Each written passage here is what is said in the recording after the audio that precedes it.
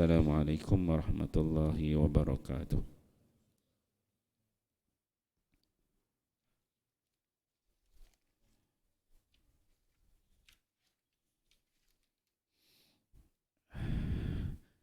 Hadis keempat, Ramadan bulan keampunan. An Abi Hurairah radhiyallahu anhu anin Nabi sallallahu alaihi wasallam qala: Man sama Ramadana imanan wa ihtisaban ghufira lahu ma taqaddama min zambi.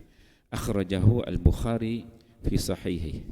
Maksudnya, daripada Abu Hurairah radhiyallahu anhu daripada Nabi sallallahu alaihi wasallam bersabda, sesiapa yang berpuasa Ramadan dengan penuh keimanan dan ihtisab, mengharapkan keridhaan Allah, akan diampunkan dosanya yang terdahulu. Riwayat Bukhari. Pengajaran hadis. Ibadah puasa merupakan satu amalan yang dapat mendidik dan membentuk ketakwaan seseorang hamba. Di sebalik kewajipan berpuasa itu terdapat hakikat yang tersirat, iaitu menanamkan kebiasaan mengadakan pengawasan terhadap diri sendiri dan menanam akhlak kesabaran di dalam jiwa setiap pelakunya. Seorang hamba yang berpuasa terutamanya di bulan Ramadan, maka Allah Subhanahu wa taala akan menghapuskan dosa-dosanya yang terdahulu, dan apabila dosa seorang hamba diampunkan, maka hamba itu akan lebih dekat dengan ketakwaan. An Abdullah bin Amr anna Rasulullah sallallahu alaihi wasallam qala: As-siyam wal Qur'anu yashfa'ani lil 'abdi yawmal qiyamah. Yaqulu as-siyam ay rabbi mana'tuhu at-ta'ama wasyahawati bin nahari fashaffi'ni fihi, wa yaqulu al-Qur'an mana'tuhu an-nawma bil laili fashaffi'ni fihi. Qala fayushaffa'ani. Akhrajahu Ahmad. Daripada Abdullah bin Amr radhiyallahu anhuma bahawa Rasulullah sallallahu alaihi wasallam bersabda, puasa dan Al-Quran akan memberikan syafaat kepada hamba, orang yang berpuasa dan yang sentiasa membaca Al-Quran di hari kiamat nanti. Puasa akan berkata, wahai Tuhan, sesungguhnya aku telah menahan hamba-Mu ini daripada makan, minum dan perkara syahwat pada waktu siang.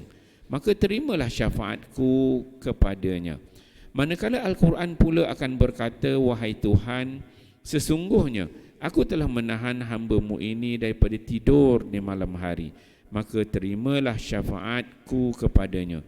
Baginda sallallahu alaihi wasallam bersabda, maka Allah pun menerima kedua-dua syafaat tersebut. Riwayat Ahmad. Pengajaran hadis. Pada hari kiamat nanti, semua manusia akan membawa diri masing-masing, kerana tiada siapa lagi dapat memberikan pertolongan pada hari tersebut. Namun selain daripada syafaat Nabi sallallahu alaihi wasallam ke atas umat baginda, ibadat salat, puasa, membaca Al-Quran dan amalan-amalan kebaikan lain akan menjadi syafaat yang diterima oleh Allah. Alangkah indah dan beruntungnya kehidupan seorang Muslim yang senantiasa berpuasa pada waktu siangnya dan membaca Al-Quran pada waktu malamnya, di samping melakukan amal ibadat yang lain untuk mendekatkan diri kepada Allah Subhanahu wa taala. Sebaliknya, mereka yang mengabaikan perintah Allah akan berasa rugi dan kesal kerana melakukan amal ibadat tersebut secara sambil lewa. Bahkan amalan-amalan tersebut akan mengutuk dan mendoakan kecelakaan kepada mereka di hari kiamat nanti. Alhamdulillah, tuan-tuan mulia, pagi ini kita membaca dua hadis Nabi sallallahu alaihi wasallam. Hadis yang berkaitan dengan Ramadan dan bulan keampunan. Hadis yang keempat. Hadis ini biasa kita dengar. Nabi sallallahu alaihi wasallam sebut, man sama Ramadan, siapa yang puasa dalam bulan Ramadan dengan penuh iman dan juga ihtisab, mengharapkan keridhaan Allah, ghufira lahu ma taqaddama min zambi, maka dia dapat keampunan daripada Allah Subhanahu wa taala dosa-dosanya yang telah lalu. Biasa Ramadan kita dengar hadis ni. Itu hadis yang keempat.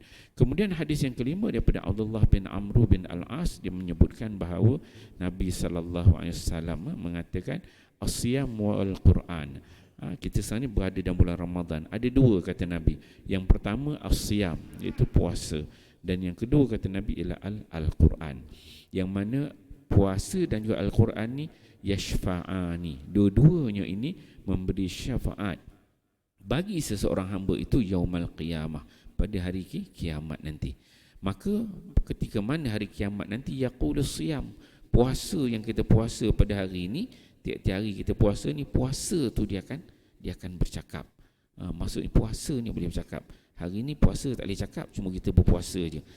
Nanti hari akhirat nanti macam-macam makhluk Allah yang kita tak biasa dengar, dia akan boleh bercakap. Antaranya puasa. Puasa akan bercakap. Dia kata, ai rabbi mana'tuhu ta'am wasyahawat bin nahar. Dia kata, wahai Tuhan, dia kata, ya Allah, aku telah menghalang hamba engkau ini daripada makan dan juga memenuhi syahwat dia bin nahar, pada waktu siang. Kata puasa, fasyafi'ni fihi, maka terimalah syafaat aku untuk dia. Puasa tu akan bercakap. Disebabkan mungkinlah ketika itu kita ada banyak dosa ke apa ke, maka pada ketika itu puasa tu akan menjadi syafaat. Itu yang pertama. Kemudian tidak berhenti di situ sahaja. Kemudian datang pula Al-Quran. Al-Quran pada hari ini yang kita baca, dia tak boleh bercakap, kita je duk baca dia kan. Kita baca dia, kita baca terjemahan dia. Cuba hari ni kita baca Quran, tiba-tiba Quran tu cakap, baca salah, kata kurang dengung, takut kata. Kan? Tapi tak bercakap Quran hari ni. Akhirat nanti Quran tu akan bercakap. Wa yaqulul Quran, Quran akan berkata, mana'tuhu nauma bil laili. Wahai Allah, sesungguhnya aku telah menghalang hamba-Mu ini daripada tidur malam. Dia tak dapat tidur malam.